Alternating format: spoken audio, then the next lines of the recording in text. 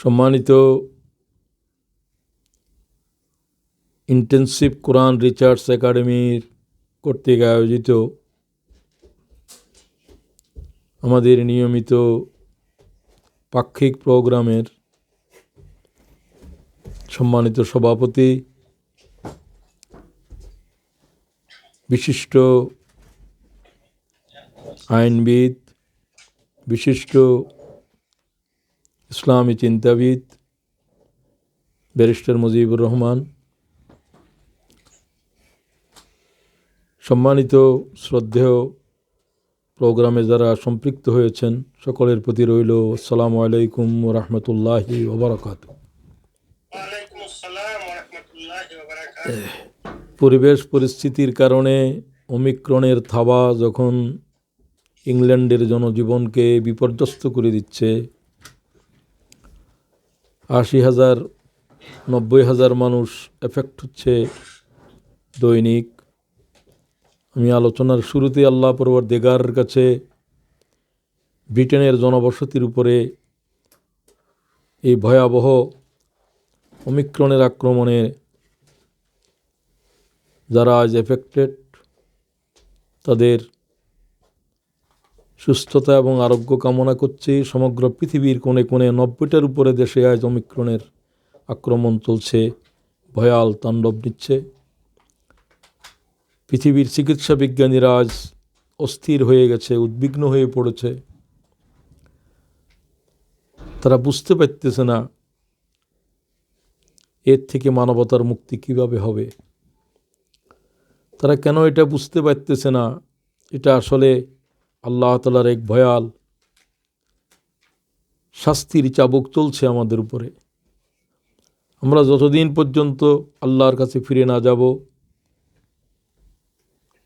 যে অপরাধের কারণে আল্লাহ আমাদের প্রতি অসন্তুষ্ট হয়েছেন তার থেকে আমরা ফিরে না আসব, সম্ভবত ততদিন আমাদের রেহাই হবে না। প্রত্যেকেই আমরা নিজেরাই আল্লাহর কাছে ইস্তেগফার বেশি করি এবং ইউনূস আলাইহিস সালাম মাছের পেটের ভিতরে আল্লাহর কাছে যে আবেগের সাথে দোয়া করেছিলেন, নিজের জালেম বলে, সেভাবে লা ইলাহা ইল্লা আনতা সুবহানাকা ইন্নী কুনতু মিনাজ জালিমিন। আল্লাহ পরওয়ারদিগারের কাছে আমরা পৃথিবীর মানব জাতিরা যারা আজ সীমা লঙ্ঘনকারী, তারা অনুতপ্ত হয়ে যায়, তাহলে আল্লাহ তাআলা এক মুহূর্তের মধ্যে এই বিপদ থেকে বিশ্ব মানবতাকে রেহাই দেবেন। তো আজকের আলোচনার মূল বিষয়, আমাদের সভাপতি মহোদয় উদ্বোধনী বক্তব্যে বলেছেন, আমি এখন সে বিষয়ের উপরে আপনাদের দৃষ্টি আকর্ষণ করছি। আল্লাহ তাআলা কুরআনে পাকে বলেন, ইয়া আইয়ুহাল্লাযীনা আমানু ইন্নামাল খামরু ওয়াল মাইসিরু ওয়াল আনসাবু ওয়াল আজলামু রিজসুম মিন আমালিশ শাইতান ফাজতানিবুহু লাআল্লাকুম তুফলিহুন। হে পৃথিবীর মানব মণ্ডলী, তোমাদের ভিতরে যারা ঈমান এনেছ, নিশ্চয়ই আমি মদ, জুয়া, পূজার বেদী, ভাগ্যতীর এগুলো সম্পর্কে তোমাদেরকে সাবধান করছি। এগুলো হচ্ছে অশ্লীল, অপবিত্র, এগুলো শয়তানের কর্মকাণ্ড।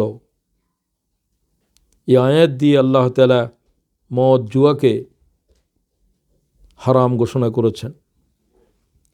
আমরা সবাই জানি রাসূলুল্লাহ সাল্লাল্লাহু আলাইহি ওয়াসাল্লাম যখন পৃথিবীতে এসেছিলেন, সে আরব জাহেলিয়তের অবস্থা কেমন ছিল। ঐতিহাসিক হিট্টির মতে আরব জাহেলিয়তকে তিনি ৩ শব্দে বলেছেন: war, wine and women. 3W হচ্ছে তৎকালীন আরব সমাজ: যুদ্ধ, খুন, নারী, শরাব। দেখেন, যে সমাজে হাজার হাজার অশ্লীলতার তাণ্ডব চলছিল, তার ভিতরে 3টেই ছিল সবচেয়ে ভয়াল। কোথায় কোথায় মানব খুন, কারণে অকারণে মানুষের রক্ত পৃথিবীর মাটিকে রঞ্জিত করছিল। যে খুন আল্লাহর কাছে সবচেয়ে ভয়াবহ অপরাধ, অথচ সেই সমাজে উহা ছিল নিত্য নৈমিত্তিক ব্যাপার। এরপরে হলো খুন, খুনের পরে ধর্ষণ, নারী জাতির উপরে কি অত্যাচার চলছিল সে সমাজে। জন্মগ্রহণ করেছে একটা নারী, একটা শিশু, মেয়ে হয়ে কেন জন্ম নিল, পিতার হাতে সে মেয়ে দাফন হচ্ছে। কি নিষ্ঠুর, কি ভয়াল অবস্থা চলছে তখনকার আরব জনপদে। আর এই সব কাজ কিছু করার জন্য প্রয়োজন ছিল মাতাল হয়ে যাওয়া, নেশা করা। নেশা এত বেশি ছিল আরবে, কেউ বলছে 12,000-এর উপরে ছিল শরাবের নাম ছিল। পৃথিবী চিন্তা করতে পারেন, লোকেরা বলে আজকে মুহাম্মদ সাল্লাল্লাহু আলাইহি ওয়াসাল্লাম আসলে কি হবে, তখন যা হয়েছিল আজকে তাই হবে। সেই ব্যভিচার, সেই খুন, এর চাইতেও তৎকালীন আরব সমাজে যা ছিল, পৃথিবীর উপরে যা ছিল তার চাইতে আরও ভয়াল আকারে চলছে। শরাবের তখন 12,000 নাম ছিল, এখন তো তার চাইতে কয় হাজার নাম আছে, তার কোনো সীমা সরহদ নাই। শরাব হচ্ছে এমন একটি অপরাধ, যে অপরাধ হওয়ার পরে, নেশাগ্রস্ত হওয়ার পরে মানুষ থাকতে পারে না, মানুষ বিবেক শূন্য হয়ে যায়, মানুষ পশুর স্তরে নেমে যায়। তখন সে মায়ের সাথেও জেনা করতে পারে, নাউজুবিল্লাহ। তখন সে আল্লাহর কাবার ভিতরেও জেনা করতে পারে, করেছিল আরবেরা। সম্পূর্ণ উলঙ্গ বিবস্ত্র হয়ে আল্লাহর কাবার তওয়াফ করছে, নেশা করে না। সুতরাং আজকে আবার সেই মাদকাসক্তি, সেই নেশা সমগ্র পৃথিবীকে আজ গ্রাস করে নিয়েছে। প্রতিটি জনপদে, কি পূর্ব, কি পশ্চিম, কি আরব, কি অনারব, কি সাদা, কি কালো, কি ধনী, কি গরিব, কি শিক্ষিত, কি অশিক্ষিত, সমগ্র পৃথিবীর জনপদ আজ নেশায় আসক্ত। সমগ্র পাশ্চাত্য দুনিয়াকে দেখেন, মুসলমান জনগোষ্ঠীরা পর্যন্ত আজ শরাবে আসক্ত হয়ে পড়ছে। আমাদের প্রিয় জন্মভূমি, আমাদের দেশ, যেখানে শতকরা 90% লোক মুসলমান। 2015 সালের জরিপ বলছে বাংলাদেশে মদ্যপায়ীদের সংখ্যা এখন 80 লাখের উপরে। এর ভিতরে আপনি চিন্তা করেন, 80 লাখ মানুষ, আমাদের মতো ক্ষুদ্র 54,000 বর্গমাইলের দেশের মানুষ, সেইখানে 80 লাখ মানুষ আজ নেশাগ্রস্ত। এর ভিতরে শতকরা 48% হচ্ছে শিক্ষিত, স্কুল কলেজ ইউনিভার্সিটির ছাত্রছাত্রী এবং শিক্ষিত সমাজ। 57% যৌন রোগী, এর ভিতর 7% রয়েছে এইডসে আক্রান্ত। এটি হলো 2021 সালের রিপোর্ট, কালের কণ্ঠে যেটা বেরিয়েছে। চিন্তা করতে পারেন, 1,60,000 পুরুষ এবং 30,000-এর উপরে নারী শুধু এই মাদক ব্যবসার সাথে জড়িত আছে বাংলাদেশের মতো দেশে। সুতরাং বাংলাদেশে 2015 সালের রিপোর্ট বলছে 200 মা এবং বাবা শুধু এডিক্টেড, মাদকাসক্ত সন্তানের হাতে মা বাবার জীবন দিতে হয়েছে। কি বেদনাকর দৃশ্য এগুলো। সবাই এটা তো জানেন যে একটা মেয়ের হাতে 1920 সালে, বাংলাদেশের 13 সালে, সম্ভবত 2013-তে এটা ঘটেছিল, যে ঢাকার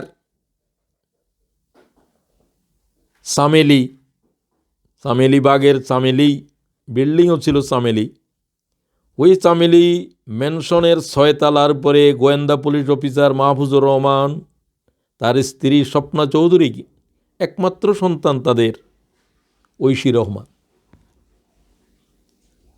এই মেয়ে মাত্র 16 বছর বয়স্ক, কঠিনভাবে ইয়াবা আসক্ত। সে তার বয়ফ্রেন্ড,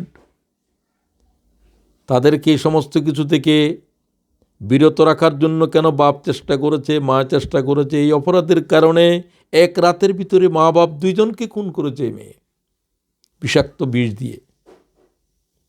চিন্তা করতে পারেন, ইংলিশ মিডিয়াম স্কুলে পড়া একটা মেয়ে, 16 বছরের মেয়ে, মা বাপ, একমাত্র সন্তান তাদের। কি বেদনাকর এই দৃশ্য।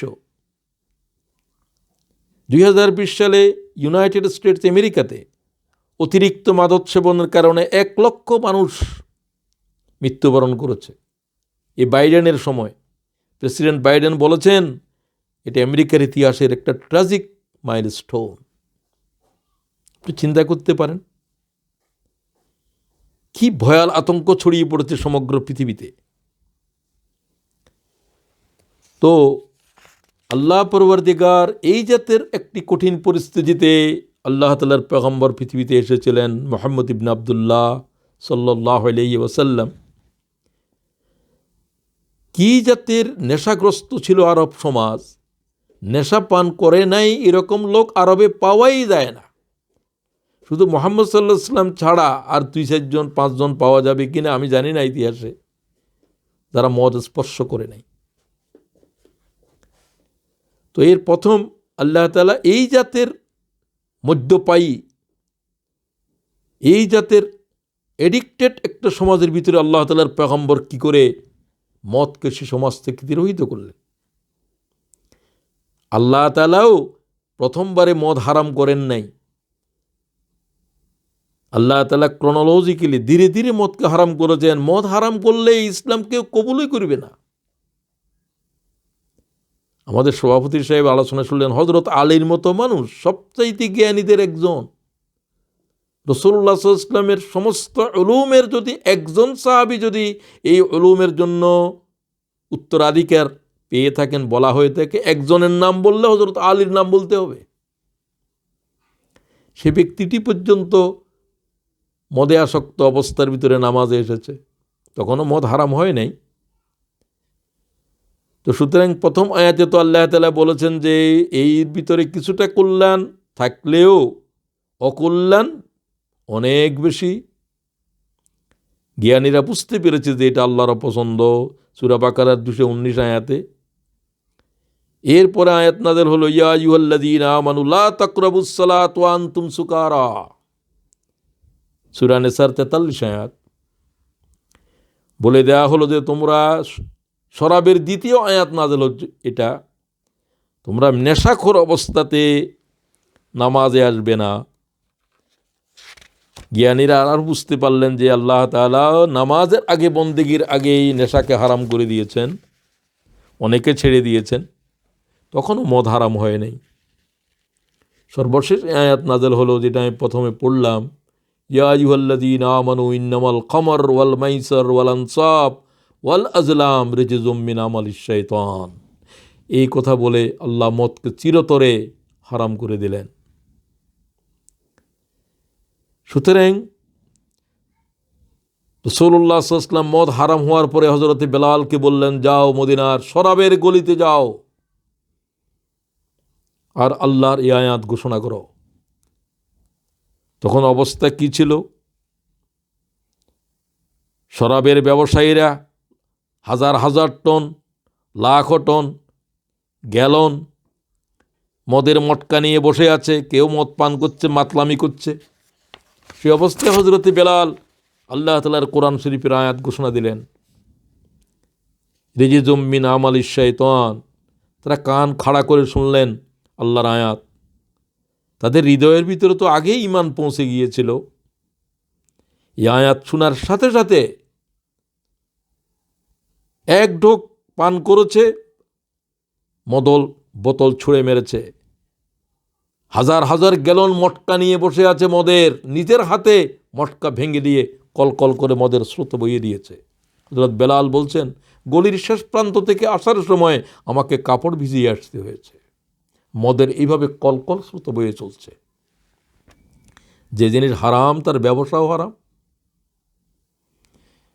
সুতরাং আল্লাহ পরওয়ারদিগার তাদের মন মস্তিষ্ককে আগে তৈরি করেছেন। প্রথমে বলেছেন যে কিছু ভালো মন্দ বেশি, তারপরে অনেকে বলেন যে কোরআন শরীফের আয়াতগুলো মনসুখ হয়। কোরআন শরীফের কোনো একটা আয়াতও মনসুখ হয় না। এটা হচ্ছে কোনো এক নেশাগ্রস্ত জাতিকে সংশোধন করার এই হলো পদ্ধতি। এই পদ্ধতি বাদ দিয়ে এই ভয়াল ধ্বংসাত্মক এই অবস্থা থেকে সমাজকে পরিত্রাণ যদি আপনি পেতে চান, পেতে পারবেন না। তার দলিল হলো আমেরিকা। আমেরিকাতে মদাসক্তের বিরুদ্ধে, এটা একটা ঐতিহাসিক ঘটনা, 1920 সালে আমেরিকা যুক্তরাষ্ট্র মদ এবং শরাবকে নিষিদ্ধ ঘোষণা করল। মাতলামি, মানুষ হত্যা, খুন, বেলাল্লাপনা, নারীদের উপরে অত্যাচার, এর কারণে সরকার অতিষ্ঠ হয়ে 1920 সালের আমেরিকা যুক্তরাষ্ট্র এবং তাদের কংগ্রেসে পাশ হয়ে মদ নিষিদ্ধ ঘোষণা দিল।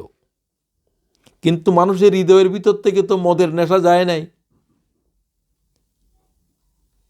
নিষিদ্ধ ঘোষণার করে অবস্থা হলো আরো ভয়াল। মদ্যপায়ীদের সংখ্যা আগের চাইতে বেড়ে গেল। মদ গোপনে বিক্রয় শুরু হলো, উৎপাদন শুরু হলো। কোটি কোটি ডলার জরিমানা করা হয়েছে। 200 মানব জীবন দিয়েছে, নিহত হয়েছে পুলিশের হাতে। 5 কোটি মানুষ কারারুদ্ধ হয়েছিল। খেয়াল করেন, 5 লক্ষ মানুষ কারাবরণ করতে বাধ্য হয়েছিল মদ্যপায়ীরা। 200 মানুষ জীবন দিয়েছে। কোটি কোটি ডলার জরিমানা করার পরেও মদ্যপায়ীদের সংখ্যা হু করে বেড়ে চলছে। যখন না করা হলো তখন সবাই মনে করলো এটা কি জিনিস, খেতেই হবে, ফরবিডেন ফ্রুটস আর সুইটার। দেখেন, রাসূলুল্লাহর বেলাল যখন ঘোষণা দিল যে আল্লাহ তাআলা হারাম করে দিয়েছে, কোনো পুলিশ, কোনো আর্মি কিছুই যেতে হয় নাই। নিজের হাতে মদের মটকা নিজেরা ভেঙে কল কল করে মদের স্রোত বইয়ে দিয়েছে। এক চুমুক খেয়েছে, বোতল ছুঁড়ে মেরেছে। আল্লাহ হারাম করেছে, সেটা গ্রহণ করা যাবে না। সমাজকে সংশোধন করতে হবে এইভাবে। মুহাম্মদুর রাসূলুল্লাহ লাগবে, আর কেউ পারবে না। আমেরিকা যুক্তরাষ্ট্রের এই শক্তি আজকে পৃথিবীর সবচেয়ে সুপার পাওয়ার। আমেরিকার প্রেসিডেন্ট নির্দেশ দেওয়া মানে mightiest man of the whole world. কি করবে তারা? মদ্যপায়ীদের সংখ্যা বেড়ে যাচ্ছে, অপরাধ প্রবণতা আগের চাইতে বেড়ে চলছে। মদ নিষিদ্ধ করার আগে যে অবস্থা ছিল তার চাইতেও ভয়াল অবস্থা সৃষ্টি হয়েছে। আমেরিকার পার্লামেন্ট, কংগ্রেস আবার সিদ্ধান্ত দিল 13 বছর পরে। 20 সালে সিদ্ধান্ত হলো যে 1933 সালের দিকে সিদ্ধান্ত হলো যে মদকে নিষিদ্ধ করার আইন রহিত করে দাও। সমগ্র পৃথিবীর জন্য এটা একটা দৃষ্টান্ত হয়ে রইল। দুটো অবস্থায় যদি আমরা দেখি, আমরা বুঝতে পারবো কিভাবে সমাজ থেকে এটাকে নির্মূল করা সম্ভব। ততক্ষণ পর্যন্ত আপনার হৃদয়ের ভিতর থেকে পরিবর্তন না আসবে, হাত, চোখ, কান এগুলাই কোনো নিয়ন্ত্রণ করে না, নিয়ন্ত্রণ করে কল্প। আলা ইন্না ফিল জাসাদে মুদগা ইযা সালুহাত সালুহাল জাসাদু কুল্লুহু ওয়া ইযা ফাসাদাত ফাসাদাল জাসাদু কুল্লুহু আলা ওয়াহিয়াল কলব। ইমাম বুখারী হাদিস সম্ভবত গ্রহণ করেছেন। মানব শরীরের ভিতরে একটা গুরুত্বপূর্ণ গোশতের পিণ্ড আছে, এটা হলো কাল্ব। এটা যদি ভালো হয়ে যায় সমস্ত অঙ্গের ব্যবহার ভালো হয়ে যাবে। ওয়াইজা ফাসাদাত ফাসাদাল জাসাদু কুল্লুহু। যদি কাল্ব পরিবর্তন না হয়, মানুষের হৃদয় পরিবর্তন না হয়, তাহলে কোনো আইন, কোনো কিছু দিয়ে মানব জাতির বিহেভিয়ার পরিবর্তন করা যাবে না। সেটা শরাবের ক্ষেত্রে হোক, যেই কোনো অপরাধ আজকে যেগুলো আজকে দেখতেছেন এগুলোই আরব সমাজে ছিল। এই ব্যভিচার ছিল, মাদকাসক্তি ছিল, শিরিক কুফরি ছিল, সব কিছুই তো এগুলোই ছিল। নাম ভিন্ন ছিল, পরিমাণ ভিন্ন ছিল, প্রকার ভিন্ন ছিল, কিন্তু অপরাধ তো এগুলোই ছিল। যে মোহাম্মদ এই অপরাধ থেকে পৃথিবীকে মুক্তি দিতে পেয়েছিল, সে মোহাম্মদ ইবনে আবদুল্লাহ লাগবে পৃথিবীকে সংস্কার করার জন্য। তিনি তো আর আসবেন না। তার আদর্শ, তার পদ্ধতি, তার কৌশল, তার সুন্নাহ, তার জীবন আদর্শ পৃথিবীর মানব জাতিরা গ্রহণ না করা পর্যন্ত এই থাবা থেকে, এই মরণ চবল থেকে, এই অত্যাচার, এই জুলুম থেকে পৃথিবীর মানবতার কোনো মুক্তি নাই, কোনো রেহাই নাই, নাই এবং নাই। আজকের বিশ্বের ভয়াল আতঙ্ক, এটা কিভাবে, তার দুই একটা ইনস্ট্যান্স তো আপনাদের সামনে পেশ করা হলো। এরপরে আমি বলতে চাই, প্রিয় ভাই বোনেরা যারা আজকের এই প্রোগ্রামে অংশগ্রহণ করেছেন, আমি পৃথিবীর বিভিন্ন দেশের কথা আজ আমরা বললাম না। এটা এমন একটি অপরাধ যে অপরাধ আল্লাহ তামাম কিতাবে হারাম করেছে। মদ, শুকর, রেবা, এমন কোনো কিতাব নাই যে কিতাবে আল্লাহ হারাম করে নাই। সে শুকর, সে মদ নিয়ে খ্রিস্টান সমাজ এই মদ আর শুকরের ভিতরে আছে। আর আহলে কিতাবের বাকি অংশ যারা মকজুব, তারা আছে রেবা নিয়ে। তারা কিন্তু মদ পান করে না, শুকরের গোস্তও খায় না, লার্ক তারা খায় না, কিন্তু ওই তিনটার ভিতরে তারা আছে রিবা নিয়ে, সুদ নিয়ে। আর এরা আছে তিনোটা, এই দুইটা বেশি ভয়ঙ্করভাবে। এখন আসুন এই বিষয়ের উপরে আল্লাহ এবং তার রসুল আমাদেরকে কি বলে, এই বিষয়ে একটু আপনাদের সামনে বলতে চাই সংক্ষেপে। প্রথম আয়াতটাই সবচেয়ে গুরুত্বপূর্ণ, যেটা আপনাদের সামনে পেশ করা হলো। এরপরে আল্লাহ তাআলা বলেন পরের আয়াতে, ইন্নামা ইউরিদুশ শাইতানু আন ইউকিআ বাইনাকুমুল আদাওয়াতা ওয়াল বাগযা। সূরা মায়েদার 91, প্রথমটা বলছি সূরা মায়েদার 90 আয়াত, এরপরে 91 আয়াত। শয়তান তোমাদের ভিতরে শরাব এবং জুয়ার মাধ্যমে পরস্পরের ভিতরে শত্রুতা সংঘাতকে সৃষ্টি করে এবং জিইয়ে রাখে, আল্লাহ তাআলা বলেন। এবং এর মাধ্যমে ওয়ায়াসুদ্দাকুম আন যিকিরিল্লাহ, আল্লাহর জিকির থেকে তোমাদেরকে গাফেল করে দেয়। ও মাতালেরা আল্লাহ সম্পর্কে বেখবর করে দেয়। জেনা করে, ব্যভিচার করে, মার্ডার করে, কোনো কিছুর ভয় নাই। এই সব কিছু দূর করে দিয়েছে এই শরাব, এই নেশা। তো শয়তান তার সমস্ত শয়তানি করার জন্য নেশাকে বাছাই করে। মার্ডার করার আগে লাগবে শরাব, খুন করার আগে লাগবে এটি, ব্যভিচারের আগে লাগবে এটি। সমস্ত অপরাধের মূল সৃষ্টি করার জন্য রাসূলুল্লাহ সাল্লাল্লাহু আলাইহি ওয়াসাল্লাম এক হাদিসে বলছেন, এই হচ্ছে সমস্ত পাপাচারের জননী, সমস্ত পাপাচারের জননী। সুতরাং শয়তানের সমগ্র পৃথিবীর ব্যাপী আজকে যে শয়তানি সৃষ্টি করতেছে, এর অন্যতম উপাদান হচ্ছে মাদকাসক্তি। কোরআন শরীফের সূরা মায়েদার 92 আয়াত, 90 আয়াত, 91 আয়াত, এই আয়াতগুলো আপনারা ভালো করে দেখে নেবেন। এগুলোর ভিতরে আল্লাহ তাআলা সুস্পষ্টভাবে মাদকাসক্তির বিষয়ের উপরে কথা বলছেন। কোরআন শরীফে আল্লাহ বলেন, আমি তোমাদেরকে জান্নাতের ভিতরে শরাব পান করাবো, সেটা শরাবান তাহুরা।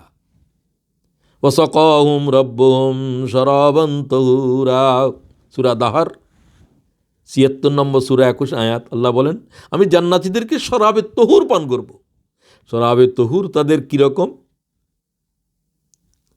লা ফিহা গাউলুন ওয়ালা হুম আনহা ইউনজাফুন, এটা তাদের মাথা ঘুরাবে না, এটা তাদের ভিতরে পাগলামি সৃষ্টি করবে না, তাদের ভিতরে মাতলামি সৃষ্টি করবে না। এই আয়াত সূরা সাফফাতের ৪৩ থেকে ৪৭ আয়াত আপনারা পড়ে নেবেন। আল্লাহ তাআলা জান্নাতের শরাবের কি বর্ণনা দিয়েছে। সূরা দাহারের ২১ আয়াতে দেখবেন আল্লাহ তাআলা পবিত্র শরাবের কি বর্ণনা দিয়েছেন। আল্লাহ কোরআন শরীফে আরও বলে দিয়েছেন, তোমরা এই নেশা কিসের থেকে বানাও? ভালো জিনিস তো সেখানে ছিল, তা গ্রহণ না করে ওটাকে পচাচ্ছ কেন? ওয়ামিন সামারাতিন নাখিলি ওয়াল আনাব, খেজুর এবং আঙ্গুর ফল থেকে তোমরা নেশা করছো, অথচ এর ভিতরে তোমাদের কল্যাণ নিহিত আছে। তোমরা কল্যাণ না করে এই আঙ্গুরকে দিয়ে, খেজুরকে দিয়ে নেশা বানাইতেছো। তোমরা আরবেরাও বানাতো, তোমরাও বানাচ্ছ। আল্লাহর কাছে সব কিছুই জানা আছে। তোমাদেরকে তো এর থেকে কল্যাণকর জিনিস গ্রহণ করতে বলছি। তোমরা খেজুর খাও, রাসূলুল্লাহর প্রিয় খাবারের ভিতরে অন্যতম। এটাকে পচাইয়া গলাইয়া কি বানাইতেছো তোমরা? নেশা বানাচ্ছ কেন? আঙ্গুরও তাই, এগুলো জান্নাতেরই ফল। জান্নাতে থোকায় থোকায় আঙ্গুর থাকবে, থোকায় থোকায় সমস্ত ফল থাকবে, বেসুমার। ওয়ামিন সামারাতিন নাখিলি ওয়াল আনাব তাত্তাখিযুনা মিনহু সাকারা, তোমরা সেগুলোর থেকে মদাসক্তি পচাইয়া গলাইয়া তোমরা কি বানাচ্ছ নিজেদের জন্য। ওয়া রিজকান হাসানা, এটা তো একটা রিজকান হাসানা, তোমাদের জন্য উপাদেয় খাবার ছিল। তোমরা উপাদেয় খাবারকে তোমাদের নেশাগ্রস্ত করতেছো কেন? আল্লাহ তাআলা জানেন তোমরা কিসের থেকে এই সমস্ত বানাও। ইন্না ফি যালিকা লায়াতাল লিকাওমি ইয়াকিলুন, ও আকলওয়ালা পৃথিবীর মানুষেরা, তোদের যদি জ্ঞান থাকে তোমরা আল্লাহ তাআলার রিজিকের এরকম বিকৃত করে তার থেকে নেশা গ্রহণ করতেছো কেন? এর থেকে তো তোমার জন্য আল্লাহ তাআলা কত কল্যাণ নিহিত রেখেছে। কোরআন শরীফের পরে আমি সময়ের দিকে তাকিয়ে কয়েকটা হাদিস শরীফের রাসূল পাক সাল্লাল্লাহু আলাইহি ওয়াসাল্লাম কী বলেন আমি আপনাদের সেদিকে একটু খেয়াল দিতে বলবো। নবী করিম সাল্লাল্লাহু আলাইহি ওয়াসাল্লাম বলছেন, নেশা অল্প হোক বেশি হোক, ওয়াকাল রাসূলুল্লাহ কুল্লু মুসকিরিন হারাম। ইমাম নাসাই, ইমাম আহমদ এই হাদিস নিয়েছেন, ইমাম মুসলিমও গ্রহণ করেছেন। কুল্লু মুসকিরিন হারাম, সমস্ত নেশা হারাম। মাসকারা কাসীরুহু ফাকালিলুহু হারামুন ক্বাল রাসূলুল্লাহ। সেটার পরিমাণ অল্প হোক, সেটার পরিমাণ বেশি হোক, সামান্য হোক বেশি হোক, একেবারে সুস্পষ্ট। মাসকারা কাসীরুহু ফাকালিলুহু হারাম, এটা কমও হারাম বেশিও হারাম। খুব খেয়াল করেন, ইমাম মুসলিম এই হাদিস গ্রহণ করেছে বিশুদ্ধ সনদে। ও নেশাখোর মানুষেরা, রাসূলুল্লাহ সাল্লাল্লাহু আলাইহি ওয়াসাল্লাম বলেছেন, নেশাখোরদের জন্য আল্লাহর জান্নাত থেকে হারাম করে দেওয়া হয়েছে, জান্নাতের তামাম পানীয় হারাম করে দেওয়া হয়েছে। সালাসাতুন কাদ হাররামাল্লাহু আলাইহিল জান্নাহ, তিনজন ব্যক্তি আল্লাহর জান্নাত হারাম করে দেওয়া হয়েছে। দেখেন, এর ভিতরে মুশরিকের নাম বলা হয় নাই। মুদমিনুল খামর, ওয়াকুল ওয়ালিদাইন, ওয়াদ-দাইয়ুস আল্লাযী ইউকিরু ফি আহলিল খাবাত। ইবনে ওমর হাদিসের রাবি, তিনি বলেন, রাসূলুল্লাহ বলেন, তিন শ্রেণীর মানুষ আল্লাহর জান্নাত তাদের উপরে হারাম করে দেওয়া হয়েছে। এক নম্বর, মুদমিনুল খামর, যারা মদ্যপানে আসক্ত।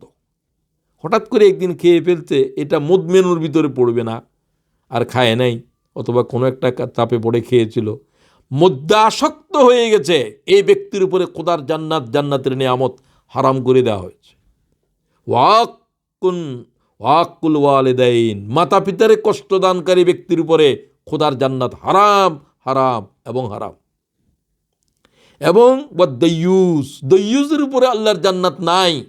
দাইয়ুস হচ্ছে যারা তাদের পরিবার পরিজন, স্ত্রী পরিজনদেরকে আল্লাহর দ্বীনের পথে রাখে না। তারা কোথায় যায়, কি করে, তার কোনো দায়িত্ব নাই। তার স্ত্রী গিয়ে কোন নাইট ক্লাবে থাকে, তার মেয়েরা কোথায় থাকে, এই বেখবর পিতামাতার জন্য এদেরকে বলা উচিত দাইয়ুস। দাইয়ুস কোনো একটা নারীর নাম নয়। দাইয়ুস হচ্ছে যারা তাদের সন্তান, তাদের স্ত্রী পরিজনদেরকে নিয়ন্ত্রণ করে না। এদের উপরে খোদার জান্নাতকে হারাম করে দেওয়া হয়েছে। এক হাদিসে বলা হয়েছে 500 বছর পর্যন্ত দূরে থাকবে জান্নাত থেকে, জান্নাতের খুজরু পর্যন্ত তাদের উপরে জায়েজ নেই। ওয়াকাল রাসূলুল্লাহ সাল্লাল্লাহু আলাইহি ওয়াসাল্লাম, লা তাশরিবুল খামর ফাইন্নাহা মিফতাহু কুল্লি শাররিন, সকল পাপের জননী শরাব। রাবাহু ইবনে মাজাহ। রাসূলুল্লাহ সাল্লাল্লাহু আলাইহি ওয়াসাল্লাম বলছেন, ও উম্মতেরা, শরাব পান করো না, নেশাখোর কোনো জিনিস পান করবে না, এটা তোমাদের জন্য হারাম শুধু নয়, এটা হচ্ছে মিফতাহু কুল্লি শাররিন, সমস্ত পাপাচারের জননী, সমস্ত পাপাচারের দরজা উন্মুক্ত করে। আগে শরাব পান করে, তারপরে খুন করে, আগে শরাব পান করে, তারপরে ডাকাতি করে, আগে শরাব পান করে, তারপরে ভোটের বাক্স চুরি করে, যা করে সমস্ত পাপাচারের জন্ম দেয় মদ্যাসক্ত। সুতরাং তোমরা তার থেকে বেঁচে থাকো। ওয়াকাল রাসূলুল্লাহ সাল্লাল্লাহু আলাইহি ওয়াসাল্লাম। নবী আরবি সাল্লাল্লাহু আলাইহি ওয়াসাল্লাম এরপরে যে হাদিস বলেছেন, আমি এই জাতের হাদিস আর আগে শুনিও নাই। হুজুর বলছেন সাল্লাল্লাহু আলাইহি ওয়াসাল্লাম, ইবনে আব্বাস হাদিসের রাবি, মদের সাথে সম্পর্কিত প্রায় 11 জনের নাম এক হাদিসে বলা হয়েছে। এদের উপরে আল্লাহর লানত, অভিশাপ। আতানি জিব্রাইল ফাকাল ইয়া মুহাম্মদ ইন্নাল্লাহ লাআনাল খামর, হে মুহাম্মদ সাল্লাল্লাহু আলাইহি ওয়াসাল্লাম জানিয়ে দেন, আল্লাহ তাআলা লানত মদের উপরে, মদ জাতীয় तमाम বস্তুর উপরে খোদার লানত, খোদার গজব, খোদার কহর। এক নম্বর হলো মদ, নেশাখোর যত জিনিস আছে এগুলোর উপরে খোদার লানত। এগুলোর ব্যবসা করো, এগুলোর উপরে আল্লাহর কহর, আল্লাহর গজব, আল্লাহর লানত। 2, যে উহা প্রস্তুত করে, আমি হাদিসের ইবারত বলতে পারছি, অনেক লম্বা হয়ে যাচ্ছে। 3, যার জন্য উহা প্রস্তুত করা হয়। 4, যে মদ বিক্রয় করে তার উপরে লানত। 5, যে মদ ক্রয় করে তার উপরে লানত। 6 যে মদ পান করে তার উপরে লানত। যে মদ বিক্রয় করে তার মূল্যভোগ করে খোদার লানত তার উপরে। কিসের ব্যবসা করেন আপনি? কিসের মদ সরবরাহ করেন? কিসের চাকরি করেন আপনি? মদ সরবরাহ করার চাকরি? হ্যাঁ, কোনো উপায়হীন হয়ে গেলে কিছুদিনের জন্য হয়তো বা করতে পারেন, যেহেতু কোনো রাস্তা নাই, চলবেন কি করে, কিন্তু তাড়াতাড়ি তো এর থেকে বেরোতে হবে। মদ বিক্রয় করার মূল্যভোগকারীর উপরে খোদার লানত। মিলিয়ন মিলিয়ন পাউন্ডের মালিক হয়েছেন, সমস্ত পাউন্ড তামাম অর্থবিত্ত হারাম হারাম, এর থেকে কোনো হজ করা যায় যাবে না। বলছে যে জায়গা তারা যখন এই মদের বা হারামের অর্থ দিয়ে কাপড় কিনে, তাকে বলা হয় তুমি লাব্বাইক লা লাব্বাইক, তুমি লাব্বাইক বলবা না। ফেরেশতারা বলে মালুকা হারাম ও জাদুকা হারাম, তোর মাল হারাম, তোর সব কিছু হারাম, কিসের লাব্বাইক? এটা এই দেশেও আছে, আমরা যে দেশে থাকি বিভিন্ন জায়গাতে। এরপরে মনে করেন যারা মদ বহন করে ওখান থেকে আনি এদেরকে সরবরাহ করলেন, মদের দোকানে চাকরি করে। যে মদ পরিবেশন করে, যার জন্য বহন করে, এই রকম যার জন্য মদ পরিবেশন করা হয়, ইমাম আহমদ 11 জন ব্যক্তির নাম বলছে আল্লাহ তাআলার পয়গম্বরের এই হাদিসে। এই সকলের উপরে আল্লাহর কহর ও গজব। আপনি চিন্তা করেন কি অবস্থা। এই 11 জনের ভিতরে নাই, আপনি তো খুঁজেই পাবেন না। আপনি নাই, আপনার ছেলে চাকরি করে, ওই চাকরির পয়সা আপনার কাছে পাঠায়। আপনি জানেন না যে মদ সরবরাহকারী এটার যা এই 11 জন বলা হলো, সবার উপরে খোদার লানত, আল্লাহর গজব। কল রাসূলুল্লাহ সাল্লাল্লাহু আলাইহি ওয়াসাল্লাম। কিন্তু আমি কোনো ফতোয়া দিই নাই, আর কেউ ফতোয়া দেয় নাই, আল্লাহর পয়গম্বর ফতোয়া দিচ্ছেন। ওয়াকাল রাসূলুল্লাহ কুল্লু মুসকিরিন খামর ওয়া কুল্লু খামরিন হারাম, প্রত্যেকটা নেশাই হারাম। সিগারেট খান, সিগারেটের নেশা, সিগারেট হারাম তোমার জন্য। কোনো এক সময় একটা খেয়ে ফেলছো, নেশা হয় নাই, না খাইলে থাকতে পারো না, এরকম। হ্যাঁ, আপনি যদি বলেন সে তো পান খায়, এটা তো কোনো খারাপ জিনিস নয়। কেউ রুটি খায়, রুটি না খাই থাকতে পারে না, এগুলো নয়। কোনো হারামের উপরে যদি কেউ এরকম সেটা না খালি তুলতে পারে না, এই জাতের হারাম তার উপরে নেশা, এই নেশায় রূপ নিল। কোনো হালাল জিনিসের উপরে এটা হয় না। ওমান শরিবাল খামার ফিদ দুনিয়া ওয়া মাতা ওয়ালাম ইয়াতুব মিনহা ওয়া হুয়া মুদমিনুহা। ইবনে ওমর বলেন, রাসূলুল্লাহ সাল্লাল্লাহু আলাইহি ওয়াসাল্লাম বলছেন, সকল নেশাকার বস্তু যা নেশা উদ্রেক করে তা হারাম। আর মদ সর্বদাই তোমার জন্য হারাম। যে ব্যক্তি দুনিয়ার জীবনে মদ পাই ছিল, তওবা করে ফিরে আসে নাই মরণের আগে, এই অবস্থায় মারা গিয়েছে, সে জাহান্নামী। জান্নাতের তামাম নেয়ামত তার জন্য আল্লাহ হারাম করে দিয়েছে। এই হাদিস ইমাম মুসলিম গ্রহণ করেছে বিশুদ্ধ সনদে। লাম ইয়াশরিবুহা ফিল আখির, সে শেষ পর্যন্ত মদ থেকে ফিরে আসলো না, এই ব্যক্তির উপরে আল্লাহ তাআলার জান্নাতের এক কাতরা পানি পর্যন্ত হারাম। কি ভয়াল বিষয়। ওয়ান ইবনে আস, আমর ইবনুল আস বলতেছেন, আল্লাহ রসুল থেকে আমি শুনেছি, লা তাউদু শাররাবুল খামর ইজা মারাদু। হুজুর পাশে রাওয়াহুল বুখারী। আমর ইবনুল আস বলেন, রাসূলুল্লাহর জবান থেকে আমি শুনেছি, হুজুর বলছে, মদ পাই যদি অসুস্থ হয়ে কোভিড-19 মারা যায়, অথবা ভালো অসুস্থ হয়ে মারা যায়, কোনো মদ্যপায়ীকে দেখা, মদ্যপায়ী অসুস্থ আত্মীয়তার খোঁজখবর নেয়া জায়েজ নাই। কল রাসূলুল্লাহ সাল্লাল্লাহু আলাইহি ওয়াসাল্লাম, তারে মরতে দাও, জাহান্নামে যেতে দাও। মদ্যপায়ী আসক্ত মদের উপরে এমন ব্যক্তির মরণের অসুস্থতায়ও তাকে দেখা, তার সেবা করা শরীয়তে জায়েজ নাই। হ্যাঁ, স্বামী স্ত্রীর বিষয় হলে সেটা ভিন্ন, সেটা আমি কিছু ফতোয়া দিতে পারবো না। তো রাসূলুল্লাহ সাল্লাল্লাহু আলাইহি ওয়াসাল্লাম বলছেন, মদ্যপায়ীকে দেখতেও যাইও না। এই হাদিস ইমাম বুখারী গ্রহণ করেছে। প্রিয় ভাই বোনেরা, হাদিসে রসুলের বিষয়গুলো যা বলা হলো সব জমা করলে এক একটার উপরে এক একটা গ্রন্থ লিখতে হবে। শরাব কি কেন হারাম করা হলো, এটা মানুষের জিন্দেগির উপরে কি জাতের ক্ষতি নিয়ে আসে, এ সম্পর্কে আরেকটা হাদিস শুনেন। জাবের বলেন, কুল্লু মুসকিরিন হারাম। এই কথা বারবার হাদিসে আসতেছে, প্রত্যেক নেশা হারাম, প্রত্যেক নেশা হারাম, প্রত্যেক নেশা হারাম। ইন্না আলাল্লাহি আহাদা, আল্লাহ ঘোষণা দিয়েছে, হাদিসের লফজ, আল্লাহ আহাদ করেছে, আল্লাহ প্রতিজ্ঞা করেছেন।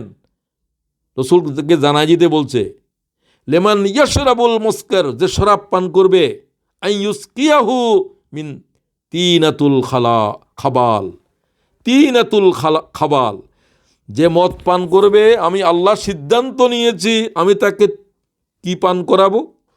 তিনাতুল খাবাল পান করাবো। সাহাবীরা বললেন, হুজুর তিনাতুল খাবাল এটা কি জিনিস?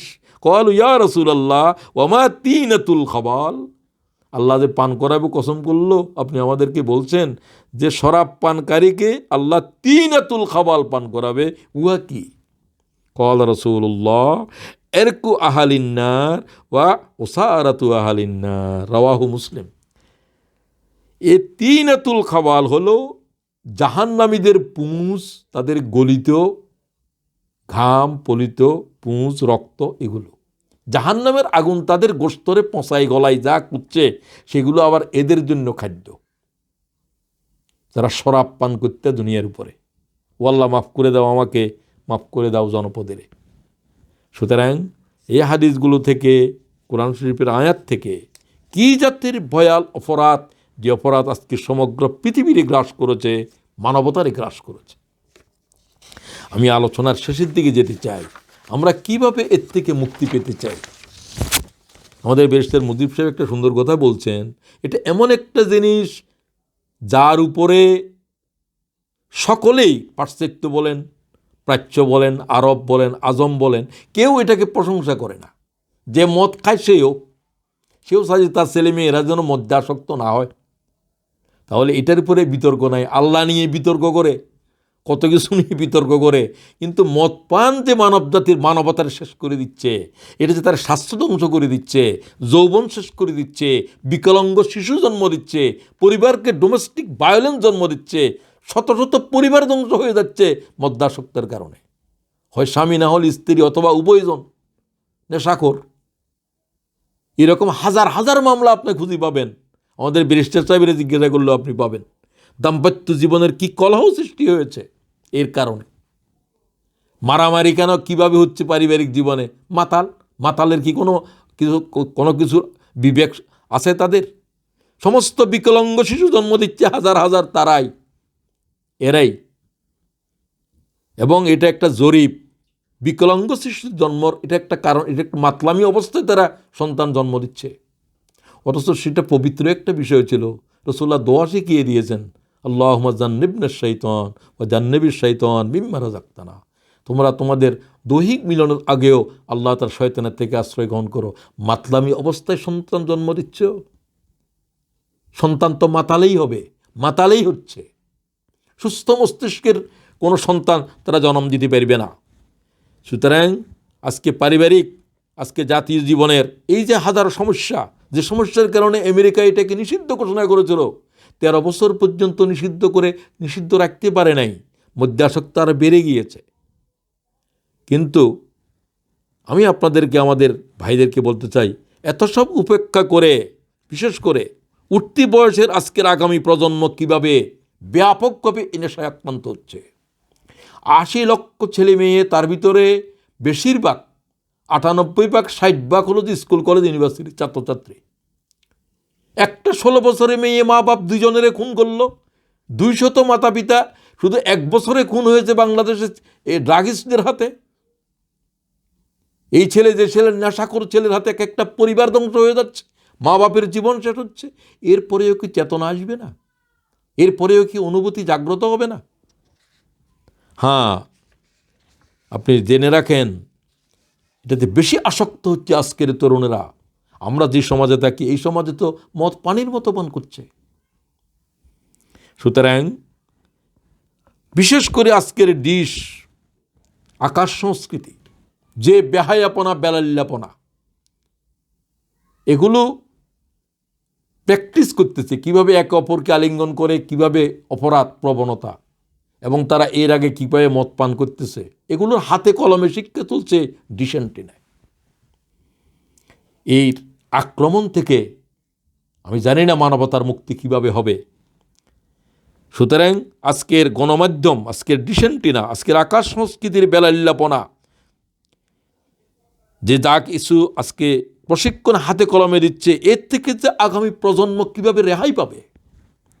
আমি শুধু এই প্রসঙ্গে আল্লাহ তাআলার পয়গম্বরের একটা হাদিস আপনাদেরকে শুনে আজকের আলোচনা থেকে আমরা বিদায় নিতে চাই। ক্বালা রাসূলুল্লাহ সাল্লাল্লাহু আলাইহি ওয়াসাল্লাম, ইয়া মুআজ, মুআজকে অনেক নসিহত করেছেন, শেষ 3টা নসিহত করলেন তার পরিবারের উপরে। মুআজকে শুধু বলা হয় নাই, বিশ্ব মানবতাকে বলা হয়েছে। আমরা আমাদের প্রজন্মের প্রতি কী দায়িত্ব পালন করব? 1, ওয়ানফিক আলা ইয়ালিকা মিন তৌলিক, ইয়া মুআজ, পরিবারের প্রতি যত্নশীল হও। বেখবর কেলাস, খালি টাকা রুজি করো, কোন ভোরে চলে যাও, কোন রাতে আসো, নিশীতে। কোথায় তোমার ছেলে, কোথায় তোমার মেয়ে, কোথায় তোমার স্ত্রী? কি জাতের নেশা কর? তুই তো টাকার নেশায় পড়েছে, সে আরেক নেশা, তাকে আরও রুচি করতে হবে, আরোর নেশায় পাইছে, আরোর নেশা, ভয়ঙ্কর নেশা, হারাম হালাল যে কোনো উপায়ে হোক। আল্লাহ আমাদেরকে মাফ করে দিন। তাদেরকে বলা হচ্ছে ওয়ানফিক আলা ইয়ালিক, পরিবারের প্রতি যত্নশীল হও, তাদের প্রতি দয়ার্থ হও, তোমার হাত প্রশস্ত করো খরচ করার সময় পরিবারের জন্য। এটা সর্বোত্তম খরচ। 1 নম্বর, আমাদের অনেকেই এটা বুঝতেছি না। এটার এফেক্ট আলোচনা করতে হলে অনেক সময় লাগবে, সেটা আমার নাই। শুধুমাত্র আপনারা হাদিসের ইবারত জেনে নেন। ওয়ালা তারফা আনহুম আসাকা আদাবা, খবরদার মুআজ, পরিবার পরিজনের উপরে শাসনের দণ্ড সরাবে না। সকালে যাওয়ার সময়ও সাবধান, খোঁজখবর নিবা।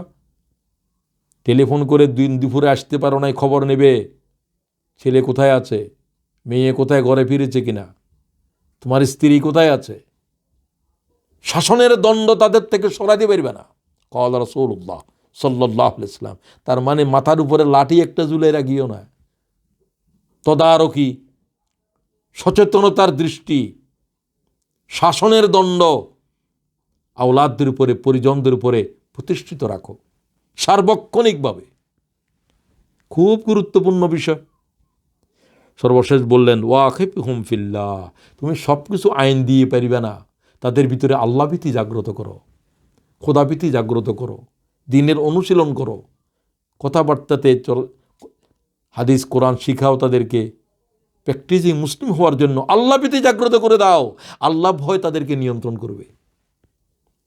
সুতরাং আমি আমার আলোচনাকে আজ এখানে পরিসমাপ্তি টানতে চাই যে মাদকাসক্তি আজ পৃথিবীর অভিশাপ হয়ে বিশ্বের মানবজাতির জন্য এসেছে। আমেরিকার প্রেসিডেন্ট রোনাল্ড রিগান বলেছিল, আমার কাছে পরমাণুর চাইতেও মাদকাসক্তি আজ ভয়াল। তার সময়ে ইউনিভার্সিটির স্টুডেন্ট মেয়েদের উপরে যেভাবে অত্যাচার শুরু করেছিল, আর্মি নামাইতে হয়েছিল বিশ্ববিদ্যালয়ের অঙ্গনে। লুজিয়ানায় কিছুদিন আগে, এটা মনে বারাক ওবামার সময়, লুজিয়ানার যে বন্যা হলো, ভয়াল বন্যা, বন্যার পরে দেখা গেল সেখানে আর্মি নামানোর জন্য বলা হলো যে সমস্ত মেয়েরা বেঁচে আছে তাদের উপরে বলাৎকার চলতেছে, তাদের উপরে অত্যাচার চলতেছে মদ্যাসক্তরা। সুতরাং কি জাতের অসভ্যতা! আমরা বলতেছি সভ্য, তারা বলতেছে যে, নারীরা বলতেছে যে আর্মি নামাও, আমরা আমাদের ইজ্জত বাঁচাতে পারছি না। বিশ্ববিদ্যালয়ের মেয়েরা আওয়াজ দিয়েছিল। রোনাল্ড রিগান তাই বলেছিলেন যে পরমাণুর বিস্ফোরণ কি ক্ষতিকর, এর চেয়েও ভয়াল হচ্ছে মাদকাসক্তি। ওটা আমেরিকার জনজীবনকে আজ কীভাবে অস্থির করে দিয়েছে।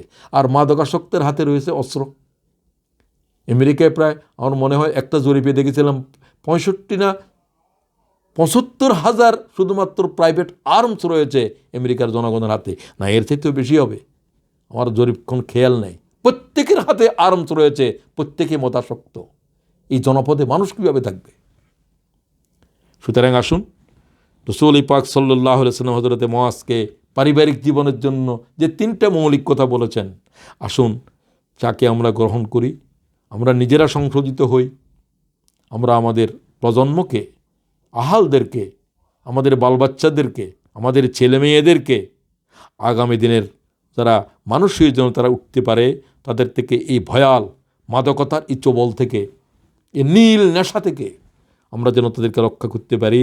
আল্লাহ ১,৫০০ বছর আগে মুহাম্মদের কিতাবে যেটা হারাম করে দিয়েছে, রাসূলুল্লাহ এত সতর্কের আয়াত হাদিস শরীফে বলেছেন, সেগুলোকে আমরা সামনে নিয়ে আসুন। আমার আলোচনা যারা শুনেছেন, যারা শুনবেন, আমি আমার জন্য আপনাদের জন্য বলছি, আল্লাহ তাআলা এই ভয়াল আতঙ্ক থেকে আমাদেরকে, বিশ্ব মানবতাকে আল্লাহ তাআলা রেহাই দান করুন। সবাইকে সালাম, শুভেচ্ছা জানিয়ে, এবং আগামীতেও আমাদের প্রোগ্রামে যদি আপনারা নিয়মিত থাকবেন, ইনশাআল্লাহ 15 দিন পর পর আমাদের প্রোগ্রাম হয়। আপনাদেরকে সালাম জানিয়ে আমার বক্তব্য এখানে শেষ করছি। আসসালামু আলাইকুম ওয়া রাহমাতুল্লাহি ওয়া বারাকাতুহু।